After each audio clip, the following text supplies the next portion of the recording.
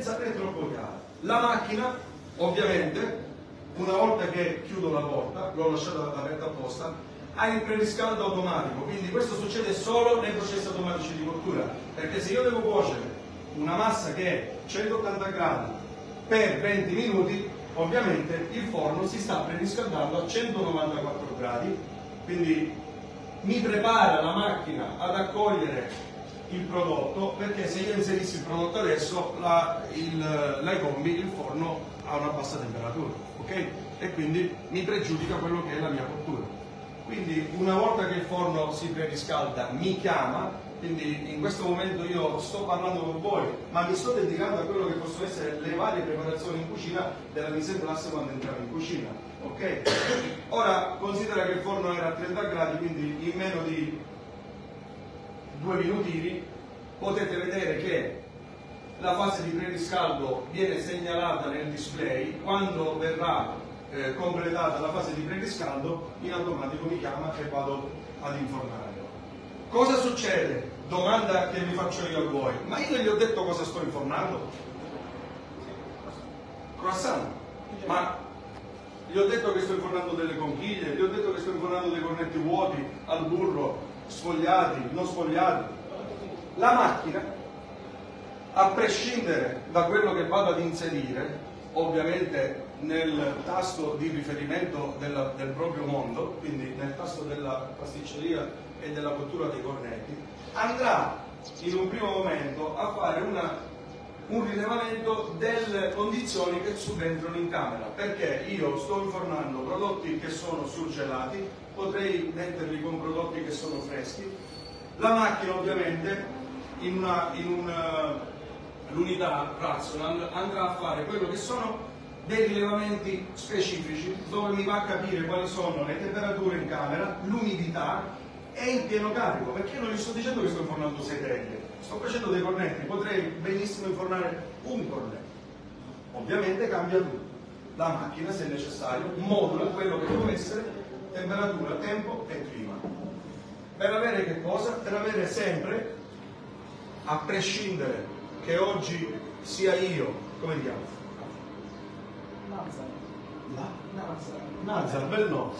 A prescindere che sia io o Nazar, abbiamo la ricetta preimpostata, quindi una volta che abbiamo impostato la ricetta diventa la nostra cottura, e che se io, che sia il mio secondo in cucina, il prodotto sarà sempre standardizzato nel tempo, quindi non c'è ma oggi non mi ricordo come si fa, oppure ho dimenticato a memorizzarlo. Ovviamente abbiamo la parte computer, dove se la cottura è andata bene andiamo poi a rinominarlo e scriveremo cornetti. Sì.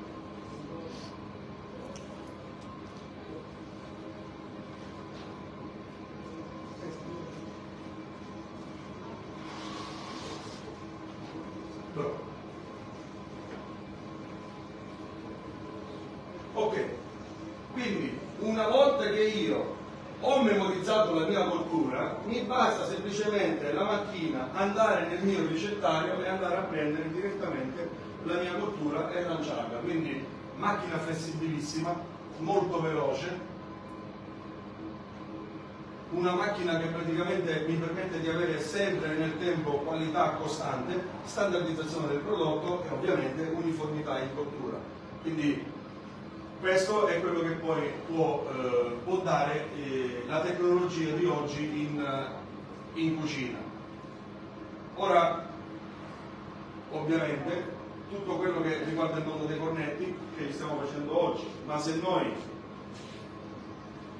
ci possiamo soffermare, abbiamo quello che possono essere il mondo dei vini e dei contorni, dove da tutto quello che sono conserve di frutta, verdure grigliate, quindi tutto quello che può essere cottura a vapore di quello che possono essere legumi e tutto quello che sono cereali. Quindi andiamo nel mondo delle uova, dove il cream caramel o un classico flan o un budino si faceva a bagnomaria o con la carta camoscina a bagnomaria. Qui ovviamente lo andiamo diretti, non abbiamo bisogno, perché gestisce lui la quantità di vapore necessaria, dove possiamo andare direttamente a a bollire, classiche uova sode, quindi perfettamente bollite, dove non c'è ossidazione che può avere in bollitura, quindi in immersione di acqua. Cosa più importante, quando vado nelle verdure e vado a sbollentare tutte quelle che sono le verdure in foglia, che contengono più o meno clorofilla, nel caso degli spinaci tantissima, quindi vado a fare degli spinaci o delle verdure in foglia che in una maniera classica, quindi per immersione in acqua, purtroppo andrei a perdere, ok? E dovrei comunque passare in acqua e ghiaccio o subito in abbattitore. Qui ovviamente con un vapore che è gestito in maniera gassosa, quindi allo stato saturo, questo non avviene. Per poi andare nel mondo dei pesci, quindi tutto quello che sono le cotture relative a pesci arrostiti, alla griglia, in cartoccio, al sale, il mondo dedicato alla cottura del polpo, che a volte non è facile indovinarla in pentola. Ok?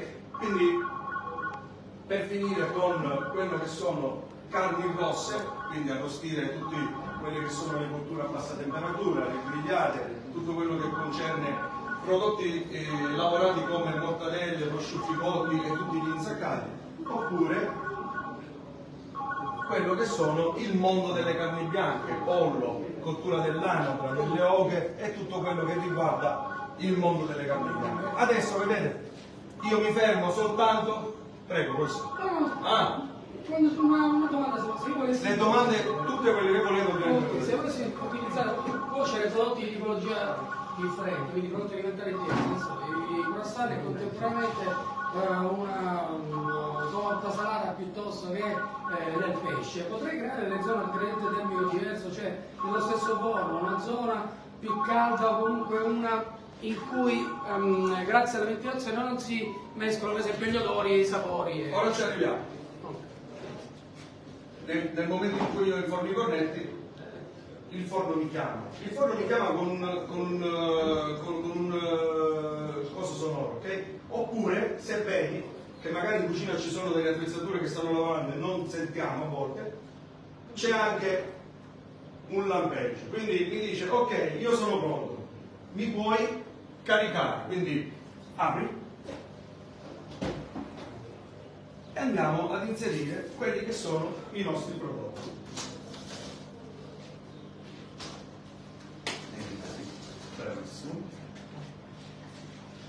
Ora fate caso a quello che sta succedendo.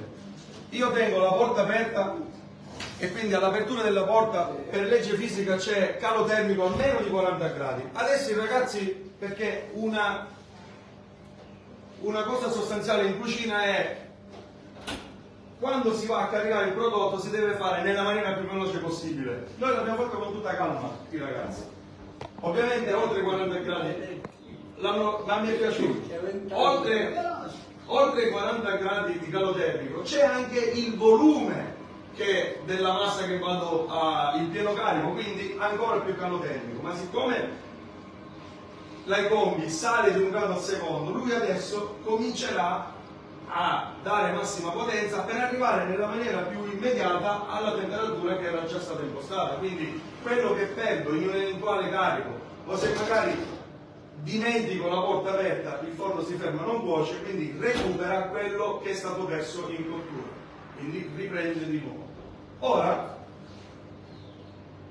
che cosa succede? Succede che qui dentro ora ci sono delle condizioni climatiche che cambiano. Perché? Perché ci sono prodotti gelo, ci sono prodotti ripieni, prodotti con masse di grasso, quindi cambia. In un forno tradizionale l'operatore, ditemi se sbaglio, quante volte, specialmente pasticceri, controlliamo sempre quello che c'è lì dentro, poi diventa una fornamentis. Perché? Perché sappiamo che purtroppo con un'attrezzatura tradizionale dobbiamo intervenire.